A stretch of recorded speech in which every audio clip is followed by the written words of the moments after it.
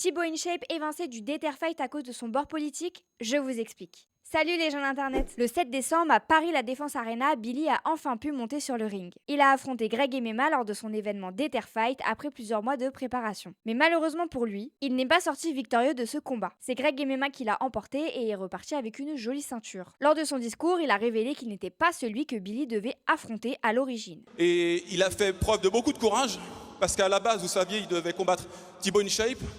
Ça s'est pas fait, il a choisi moi, donc Greg MMA. Celui qui devait combattre Billy n'est autre que Thibaut InShape. Mais alors pourquoi ne l'a-t-il pas affronté le 7 décembre? Il a donné sa version des faits sur X le lendemain de l'événement. Pour lui, il a été écarté de la compétition du jour au lendemain sans vraiment d'explication, alors que le contrat allait être signé. Il décrit avoir un super feeling avec Billy et que tout se passait pour le mieux. Pour appuyer ses propos, il a publié plusieurs captures écran de messages avec Billy, et on voit que les deux hommes ont une relation cordiale. De son côté, Billy a donné des éléments de réponse aux médias L'équipe. Souvenez-vous, en juillet 2024, lors des élections législatives, Thibaut InShape n'avait pas dévoilé son vote avant son passage aux urnes. Alors, beaucoup d'utilisateurs lui ont collé l'étiquette d'électeur de l'extrême droite. Une fois les législatives passées, il a avoué avoir voté pour le camp d'Emmanuel Macron. De son côté, Billy avait déjà annoncé l'événement, et la silhouette du boxeur mystère laissait déjà clairement penser à Thibaut InShape. Mais Billy a, semble-t-il, changé d'avis sur les conseils de son agence. On avait peur que ce soit mal perçu par le public. On avait peur que le combat devienne politique et que ça soit extrême droite contre extrême gauche. Avec Thibaut, on était prêt à communiquer dessus si jamais ça partait en cacahuète. Finalement, on s'est dit qu'on ne s'en sortirait jamais, explique-t-il. Qu'en pensez-vous? Dites-le nous